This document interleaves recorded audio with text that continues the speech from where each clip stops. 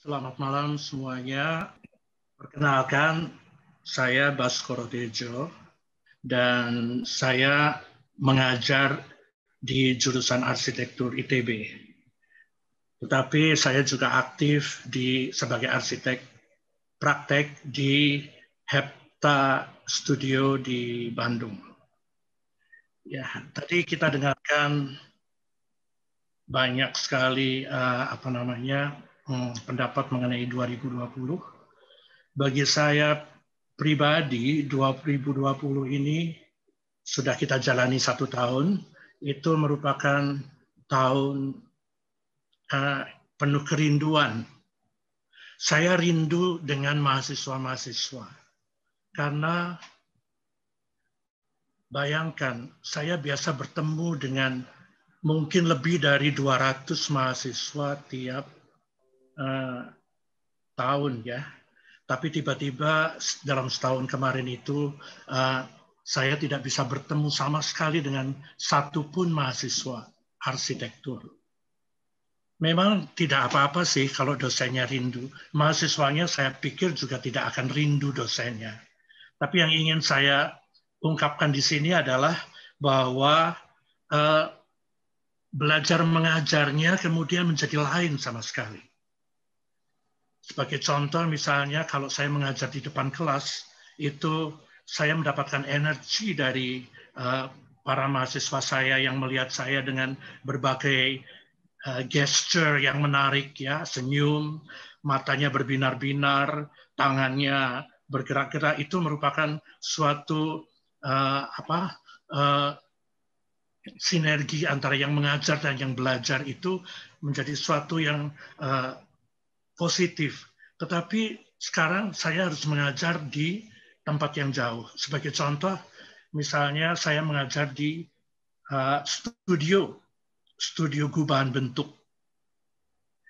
Ini sangat-sangat sulit bagi saya untuk mengajarkan studio gubahan bentuk. Karena kita tahu bahwa di studio gubahan bentuk itu lebih banyak hal-hal arsitektur yang intangible yang harus kita ajarkan kepada mahasiswa. Hal-hal yang tangible mungkin bisa dengan cara daring, tetapi yang intangible inilah yang saya sangat sulit mengajarkan melalui jarak jauh begini. Ya, bagaimana dua masa misalnya kita akan tumbuhkan, dua masa kita akan singgungkan, kita tumpuk dengan cara yang romantis atau ada skenario yang dramatis, yang semuanya itu supaya menggugah bagi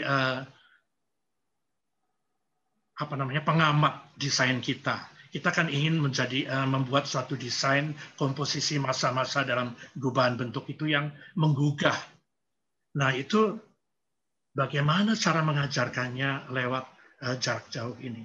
Inilah kerinduan saya mendapatkan mahasiswa yang banyak bertanya langsung dengan apa yang kita kerjakan di studio itu.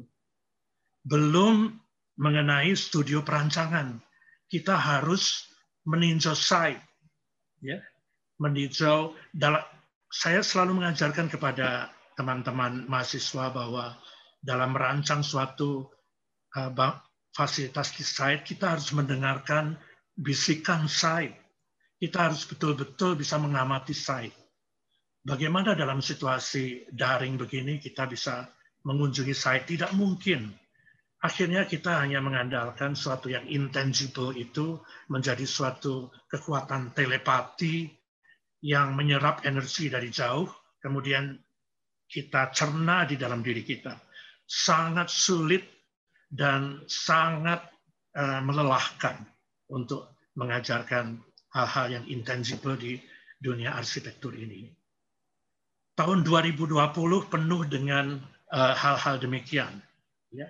Belum mengenai saya mengajar di apresiasi arsitektur kelas. Di kelas apresiasi arsitektur ini, daya tarik arsitektur ini adalah, atau daya tarik kuliah ini adalah kita bersama-sama mengunjungi site, mengunjungi karya arsitektur di tempatnya dia berdiri.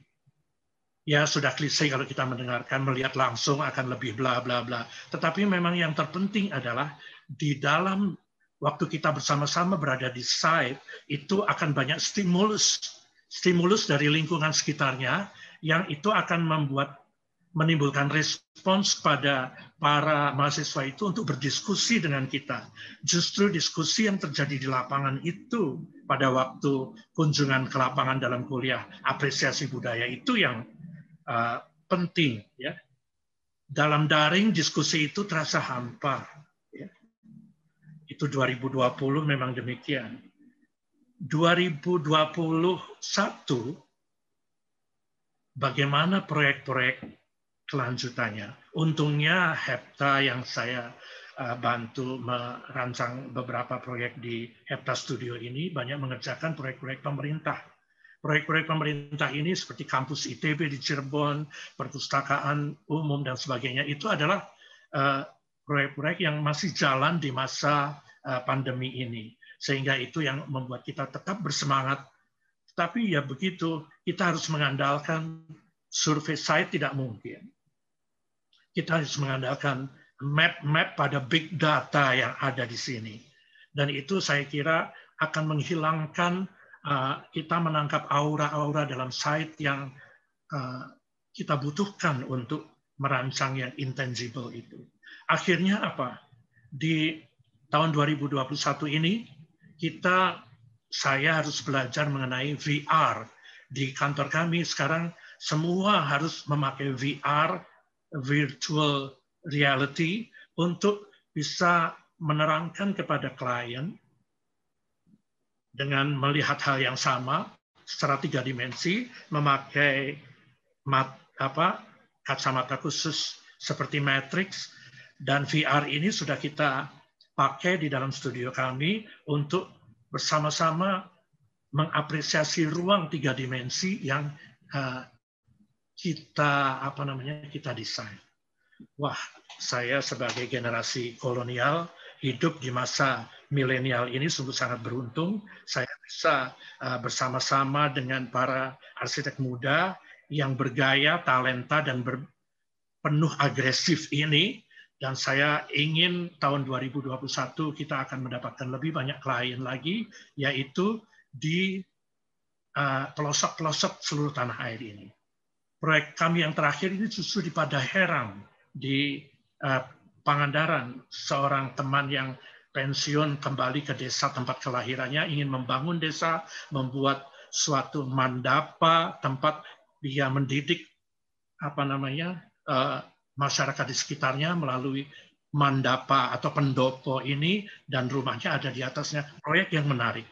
Saya ingin mengharapkan 2021 kami mendapatkan proyek-proyek yang lebih menarik lagi, kolaborasi dengan teman-teman untuk proyek-proyek yang di luar kota besar, di kota-kota kecil. Inilah masa depan Indonesia, itu justru di desa-desa kita yang sangat luas ini. Tetap semangat kepada para teman-teman arsitek, dan kita song-song 2021 dengan semangat yang full. Istilah anak-anak sekarang, mari kita gasken. Saya juga tidak tahu apa gasken. Terima kasih.